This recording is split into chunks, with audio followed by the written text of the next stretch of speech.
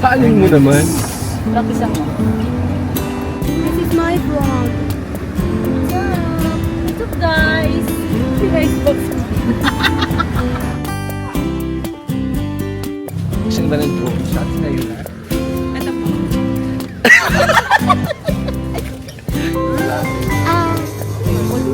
Namamawis-mawis. Ano yung order?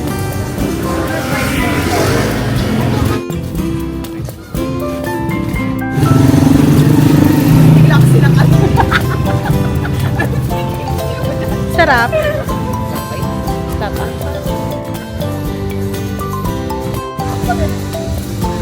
Ayos natin. Ito naman kasi. Ay, akin pa. Ano ba sa'yo? Hola, hola. See the birds in the sky. It's coming. No one knows.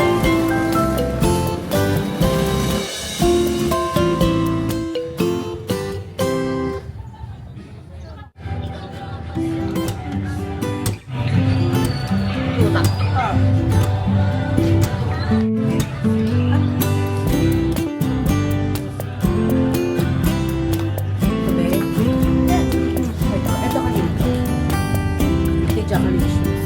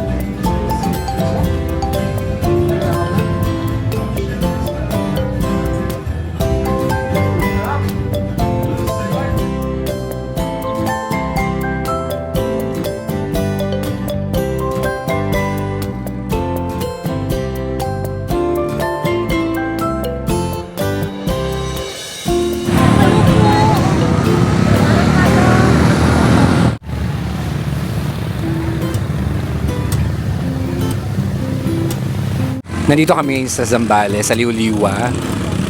I think part to ng San Felipe. I'm with friends. Ayan, mga makukulit. Nilibre nila ako dito. Wow, kakakoko. Bumili kami ng ice cream. Kahapon pa kami nandito ng mga after lunch. 2 p.m. nandito kami sa Liuliwa. Pero hindi ako sinipag mag-video eh. Bukod sa ang daming ganap, pagod din. Tapos kagabi, uminom lang sila. Tapos, yun, chill lang. Actually, nandyan lang kami sa may harap na yan, sa may mga flag na white. Sobrang chill lang dyan kagabi. Then today, late na ako gumising. Siguro mga 12 noon sa bahay. Doon ako sa accommodation nag-brunch. Then mga 3:30, lumabas na kami. Nag-merienda kami sa Mosaic para sa cafe. In fairness, na-appreciate ko yung ano doon, bacon pesto, masarap. And then coffee. Chill lang din yung vibe doon. Para siyang Vietnamese inspired yung interior, yung itsura ng cafe. Then after namin magmerienda, bumalik na kami sa accommodation. And then dito sa bahay, beach. Sunset na. Around 5:30 p.m. na. And then bumili kami ng kakakoko, ice cream daw yun na sikat dito sa Liuliwa. Hindi ko pa natitikman, ito siya. Yan, mukha naman siyang masarap. May mga, siguro parang coconut latek, yung nasa ibabaw. Or, I don't know. Tapos may mga parang pinipig. Sunset na.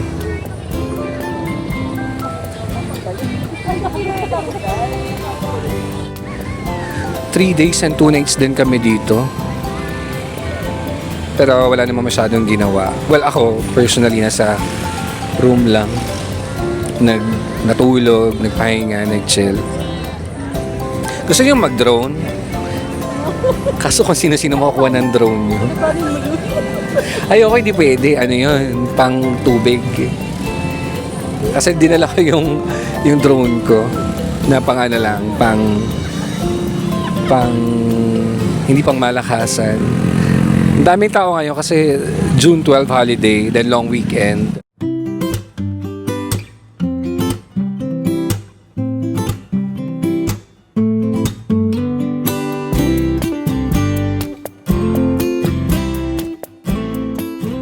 Nandito pa din kami sa Liuliwa. Ano na, last day na namin ngayon. Medyo maaga akong gumising. Around 7:30 a.m. Kasi kahapon, almost 1 p.m. na ako nagising. So, hindi ko nakita yung beach sa umaga. I think yung mga kasama kong girls nandyan sa isa sa mga cabins dyan. Gising na din sila pero baka hindi lang lumalabas. Sabi kasi nila lalabas sila ng maaga. So, nandito lang ako sa beachfront. May restaurant sila dito parang cafe bar. Sa gabi may music. Tapos dito rin kami natambay or nagstay kagabi from siguro 7 p.m. until 10 p.m. We had late dinner at nag-dinner kami. Doon pa kami sa bayan bumili. Kasi sarado na yung mga restaurants dito sa mismong Liuliwa na beach area. Humanap kami ng makakainan and luckily may nakita kaming mga ihawan kagabi. Siguro mga 8-minute or mga 8 to 10 minute drive from our accommodation. Mukhang okay naman yung beach. Mukhang malinis naman and hindi mabato.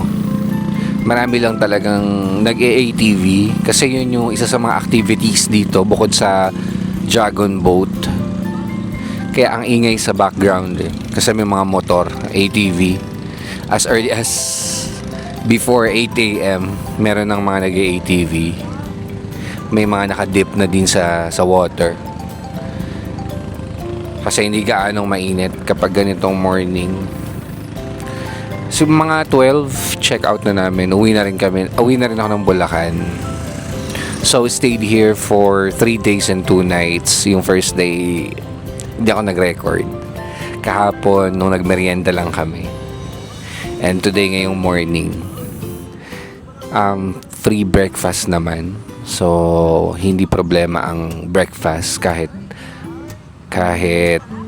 let's say mga 9 a.m. ka gumising. May breakfast available. Pero itong accommodation which is Haven Campsite, kailangan niya ng refurbish ba tawag doon? Basta kailangan niya ng improvement and mga repair sa mga walls, ganyan, sa shower, sa lock. Marami pa siyang i-improve. So sana mabigyan ng attention ng property owner kasi maganda yung malaking potential din itong beachfront kasi. Marami pang pwedeng gawin at i-improve dito sa property nila. Dala ko ulit yung aking drone. And may naglalako ng taho. Kaso wala yata akong dalang pera. Gusto ko sana ng taho. Ayan, tatry ko magpalipad ng drone kahit saglit para lang makakakuha ng mga aerial shots kahit kaunti. And sana malinaw yung mga videos na makapture. May free ATV din kami pero hindi ko gagamitin kasi medyo hindi ako comfortable mag-drive sa ganito. Tsaka hindi ako mahilig sa ATV. Baka sumemplang ako, madisgrasya pa yung kanang kamay ko. Yun yung pang-paint ko, no? So, sayang ang pangkabuhayan. Ayan, mag-try lang ako mag-fly ng drone. Tagal ko na hindi nag-drone. Kailangan din ito ng internet connection.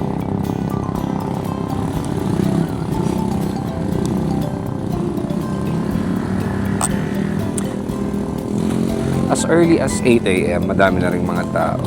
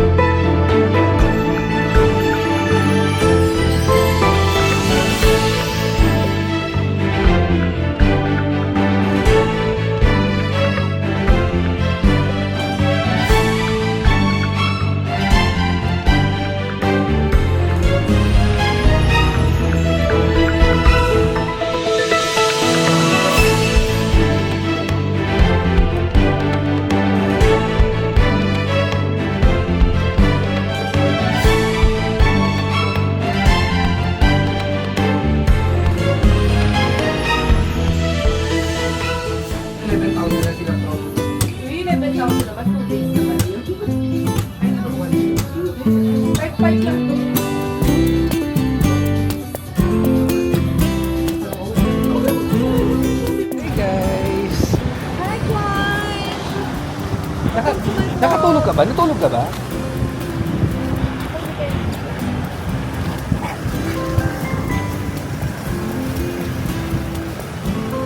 Saan yung Tokyo Run?